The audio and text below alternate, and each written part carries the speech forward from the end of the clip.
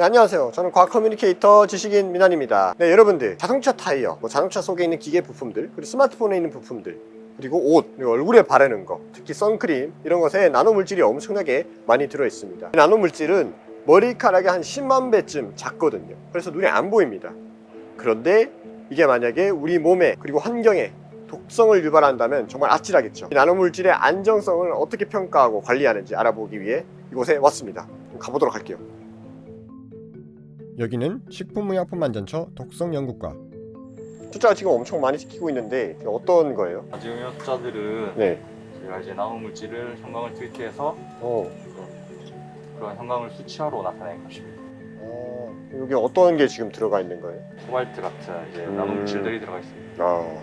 나노 물질은 우리 생활 속에서 식의약품, 화장품 등에 많이 사용되고 있습니다. 말 그대로 나노 사이즈의 크기가 매우 작은 물질이기 때문에 그게 우리 몸에 들어갔을 때 인체 유해성에 대한 논란도 계속 지속되고 있습니다. 그래서 저희 식약처에서는 나노 물질을 적용했을 때 피부 감작성 시험법은 적용이 가능한지, 그리고 가능하다면 어떤 식으로 고려사항이나 개정을 해야 될지에 대한 국제 공동 연구를 수행하게 되었습니다. 식약처는 국제적으로 나노 물질의 유해성 평가 분야 중에 피부 노출에 의한 독성 평가 부분의 연구와 관련해서 스위스 공중보건위생국과 협력해서 관련 부분의 나노 물질에 대한 시험법을 연구했습니다. 나노 물질 기반의 OECD 시험법이 확립이 되면 OECD 시험법은 이제 국제 표준 시험법입니다. 그렇기 때문에 나노 물질에 대한 피부 감작성 시험법을 기반으로 산학연 모두 이제 실험을 하고 그 결과를 도출해 낼 수 있을 것으로 봅니다.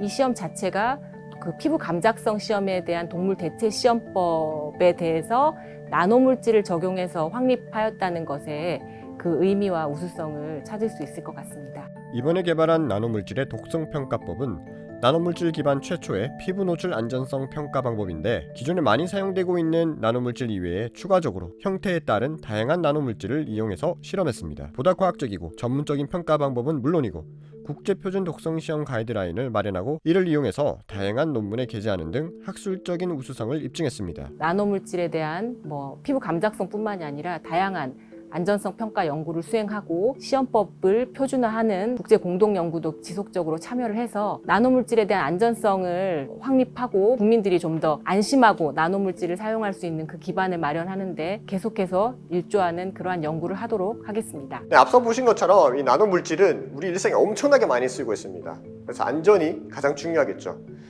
그래서 기업들 그리고 국가기관도 이 나노 물질에 대해서 엄청 안전에 유의해 주셨으면 좋겠습니다. 그리고 여러분들께도 드리고 싶은 말씀이 있는데, 기업들에서 만든 제품들을 사용할 때 이 나노 물질에 좀 더 관심을 가져주셨으면 좋겠네요. 세상에는 엄청난 양의 화학 물질들이 있습니다. 우리 인간이 만들어낸 물질, 이런 자동차 아니면 우리가 입는 옷, 먹는 음식들, 그리고 얼굴에 바르는 것까지 모든 게 다 화학 물질인데, 이런 화학 물질들 중에 몇몇 가지는 우리 사람들, 특히 태아에도 엄청나게 악영향을 끼치는 것들이 있다고 합니다. 그래서 이런 위험한 화학 물질들로부터 우리를 지켜주시는 분들을 만나보도록 하겠습니다. 바로 가겠습니다.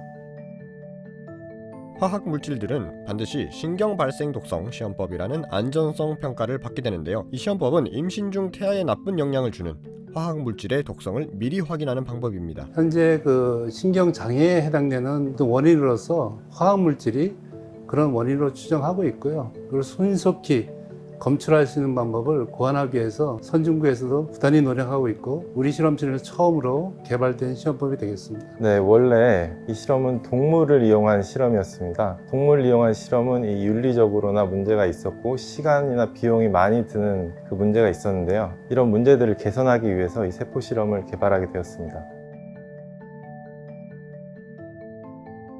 충북대학교 수의과대학 연구팀은 다양한 연구 끝에 기존의 동물 실험 대신에 최초로 줄기세포를 이용하는 새로운 신경 발생 독성 평가법을 개발했는데요.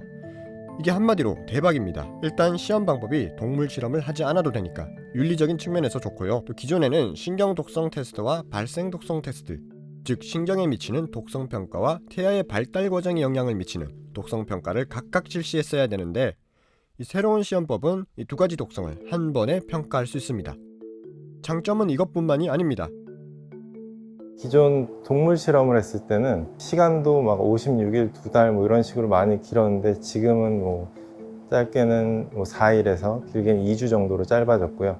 비용도 10분의 1 정도로 들고 아주 좋은 실험입니다. 이 선진국과 비교했을 때도 이게 상당히 높은 정확도를 보이고 기존의 동물 실험과 비교했을 때도 높은 정확도를 보이고 있습니다. 현재 연구팀은 이 시험법의 재현성 실험, 즉 다른 실험에서 이 시험법을 활용해도 똑같은 결과가 나오는지 확인하고 있는데요. 신경 발달 독성을 판별할 수 있는 표준이 되는 이 시험법입니다. 그래서 이 실험법의 정확도를 좀 더 높이는 실험을 할 것이고요. 누구나 쓸 수 있게끔 손쉽게 검증 과정을 거쳐야 되고 앞으로 이제 OECD에 맞춰가지고 검증하는 과정이 필요할 거고 이 검증 과정이 되면은 우리나라의 선진국에서의 그 어떤 위상을 드높일 수 있는 그런 계기가 되지 않을까 생각하고 있습니다. 네, 우리나라에 등록된 화학물질이 한 4만 종 정도 된다고 합니다. 그리고 매년 새로 개발되고 있는 게 수백 종 정도 된다고 해요.